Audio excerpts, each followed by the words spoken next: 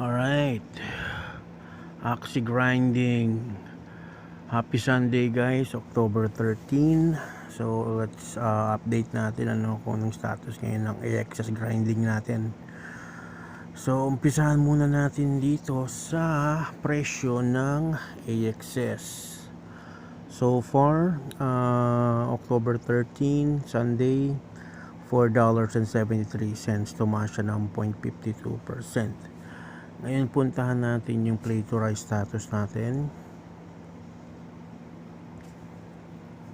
Alright, so standard board same pa rin hindi pa pala natin nakukuha tong ATIA. Kunin muna natin tong ATIA. Wait lang, kuha ko na ba to? Okay na.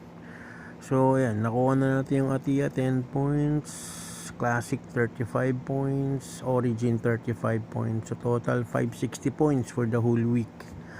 So estimated earning natin is 0.22 AXS.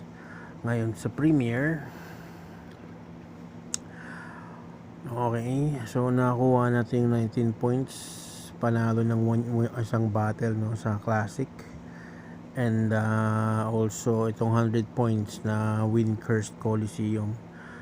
So yun lang yung nakuha natin sa Premier, and meron na tayong total of 1,420 points for the whole week, and estimated earning na 0.34 AXS, which is makukuha natin ito sa Wednesday. Ngayon check muna natin yung staking status natin.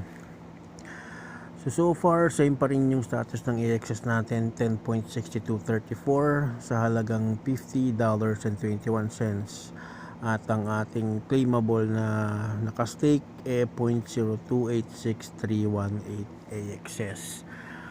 Okay, so yun lang yung update natin, and comments kayo kung may question kayo para pag-usapan natin yan. Thank you.